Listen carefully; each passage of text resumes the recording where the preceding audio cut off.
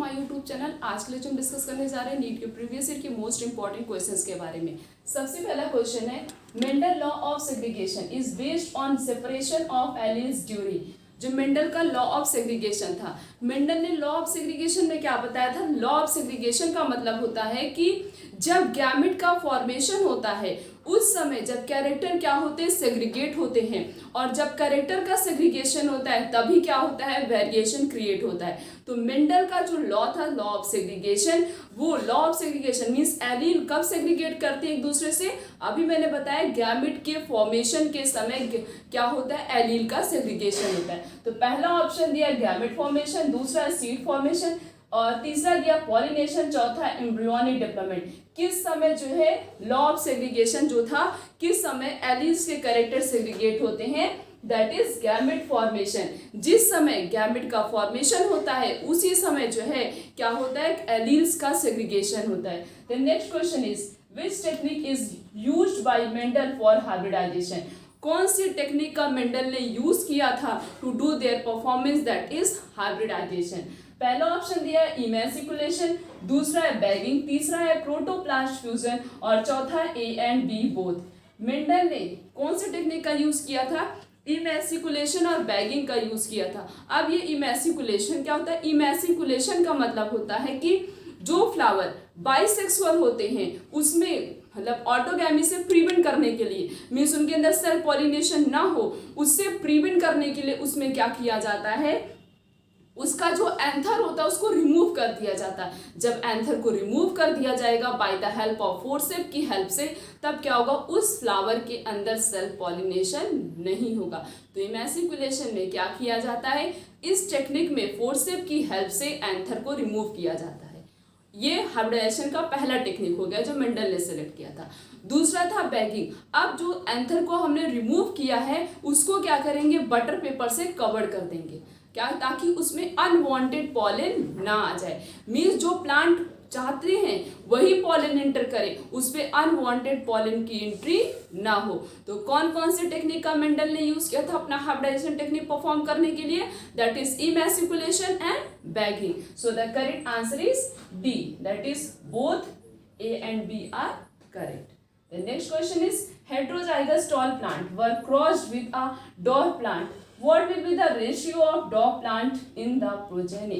इसमें ये पूछा गया है कि हेट्रोजाइगस टॉल प्लांट की क्रॉसिंग कराई जा रही है किसके साथ, डॉर्फ प्लांट के साथ, तो प्रोजेनी का रेशियो क्या आएगा। हम क्रॉसिंग कर लेते हैं। हेट्रोजाइगस की बात की गई तो हेट्रोजाइगस क्या मतलब होता है, डिफरेंट एलील। हेट्रो का मतलब डिफरेंट, जाइगस का मतलब क्या होता है, जाइगोट। तो डिफरेंट एलील, तो क्या होगा, कैपिटल टी स्मॉल टी, और क्या है, डॉर्फ है, तो स्मॉल टी स्मॉल टी।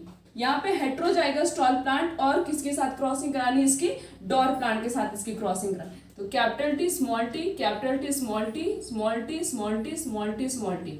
इसमें रेशियो किसका पूछा गया, डॉर्फ प्लांट का रेशियो पूछा गया। तो ये क्या है, टॉल है, ये भी क्या है, टॉल, और ये क्या है, डॉर्फ, ये भी क्या है, डॉर्फ। तो 50% क्या आ रहे हैं, tall plant, 50% dwarf plant. But इसमें रेशियो किसका पूछा गया, देखो यहाँ पे लिखा है what will be the ratio of dwarf plant in the progeny. Progeny, ये जो रिजल्ट आया इसमें डॉर्फ प्लांट का रेशियो कितना होगा, तो कितना आ रहा है, 50%। 50% are tall and 50% are dwarf. Option में देखते हैं तो पहला ऑप्शन ही 50% दिया गया है। सो द करेक्ट आंसर इज ए।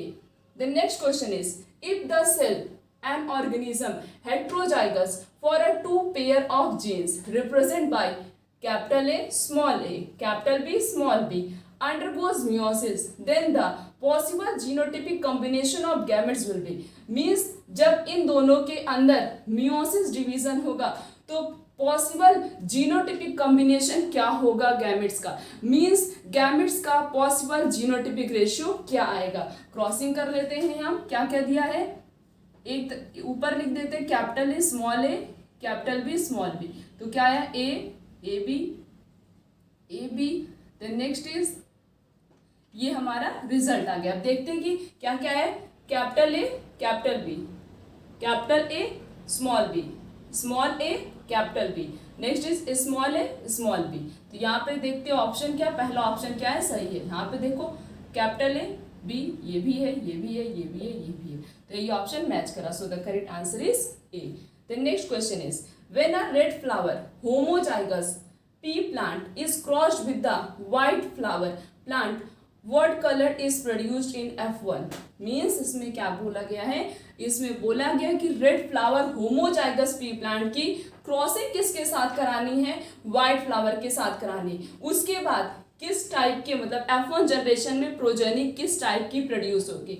हमें क्रॉसिंग किससे करानी, होमोजाइगस, होमोजाइगस का मतलब सेम एलील, तो रेड के लिए हम क्या लेंगे, capital R capital are. Crossing किसके साथ करानी है, व्हाइट के साथ, तो इसी का जस्ट अपोजिट एलील लेंगे, means small R small R, तो capital R small R capital R small R capital R small R, next is capital R small R. ये हमारा रिजल्ट आ रहा है। तो सारे प्लांट F1 का रेशियो पूछा गया, F1 में सारे प्लांट कैसे आ रहे हैं, रेड आ रहे हैं, ये भी क्या रेड, ये भी रेड, ये भी रेड, ये भी रेड, तो so all the plant are red in F1 generation. F1 generation में जितने भी प्लांट आएंगे, जब हम होमोजाइगस रेड प्लांट की क्रॉसिंग कराएंगे किसके साथ, व्हाइट फ्लावर के साथ, तो रिजल्ट क्या आएगा कि सारे प्लांट कैसे होंगे, रेड होंगे।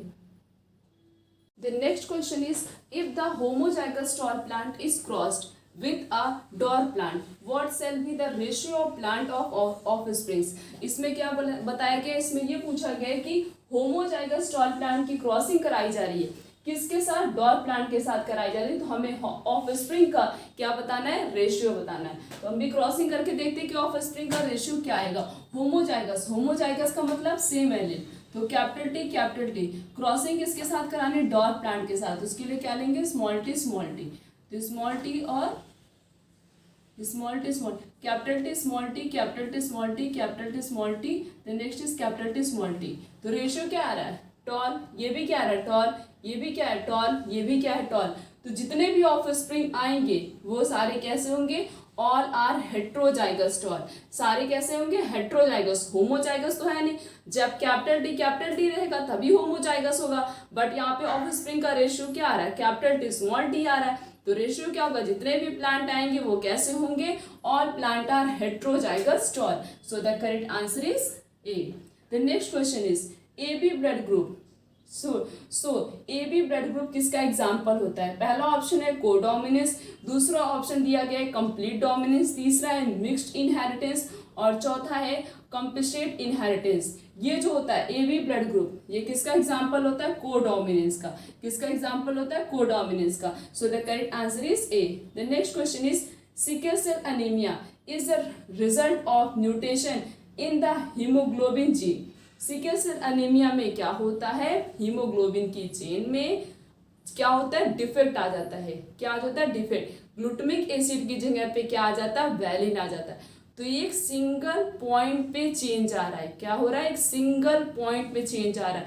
तो सिकल सेल एनीमिया किस टाइप का म्यूटेशन होगा, पॉइंट म्यूटेशन होगा, किस टाइप का म्यूटेशन होगा, पॉइंट म्यूटेशन, क्यों, क्योंकि उसके एक सिंगल पॉइंट पे ही तो चेंज आ रहा है, तो जहाँ पे जिस भी डिजीज में एक सिंगल पॉइंट पे चेंज आता है वो किसका एग्जाम्पल होता है, पॉइंट म्यूटेशन का। यहाँ पे पहला ऑप्शन दिया फ्रेम शिफ्ट, दूसरा है पॉइंट, तो किसका एग्जाम्पल है sickle cell anaemia, that is point mutation.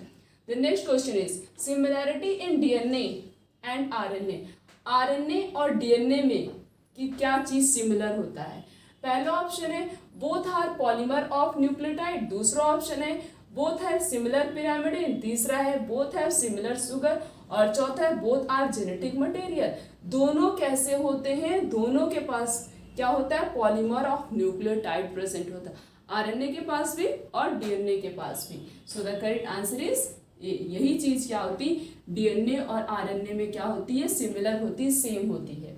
The next question is DNA is acidic due to, DNA कैसा होता है, उसका नेचर कैसा होता है, एसिडिक नेचर का होता है। ऐसी कौन सी चीज डीएनए के पास प्रेजेंट होती है जिसकी वजह से हमारा डीएनए कैसा होता है, एसिडिक होता है, पहला ऑप्शन है फॉस्फोरिक एसिड, दूसरा ऑप्शन है शुगर, तीसरा है प्यूरिन और चौथा पिरामिडिन। फॉस्फोरिक एसिड की प्रेजेंस की वजह से डीएनए कैसा होता है, एसिडिक इन नेचर, किस नेचर का होता है, एसिडिक नेचर का होता है, सो the correct answer is A. Next question is replication fork is, replication fork क्या होता है, पहला ऑप्शन है large opening of the DNA helix, दूसरा ऑप्शन है small opening of the DNA helix, तीसरा ऑप्शन है tightly coiled part of the DNA helix, और चौथा है loosely coiled part of the DNA helix. ये जब रिप्लिकेशन होता है तो क्या होता है, डीएनए का एक मतलब स्मॉल ओपनिंग, एक छोटी सी ओपनिंग होती है, वहीं से डीएनए क्या होता है, रिप्लिकेशन स्टार्ट करता है। तो रिप्लिकेशन फॉर्क क्या होता है, एक स्मॉल ओपनिंग होती है किसकी, हमारे डीएनए की हेलिक्स की।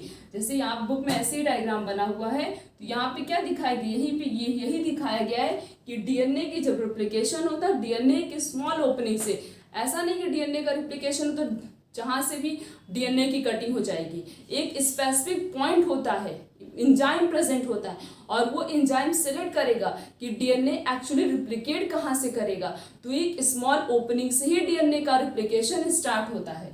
तो रिप्लिकेशन फॉर्क क्या हो गया, small opening of the DNA helix, DNA की हेलिक्स की जहाँ से छोटी सी ओपनिंग होती है उसी को क्या बोलते हैं, रिप्लिकेशन फॉर्क बोलते हैं। हमने इस पूरे लेक्चर में नीट के प्रीवियस ईयर के मोस्ट इंपॉर्टेंट क्वेश्चंस के बारे में डिस्कस किया।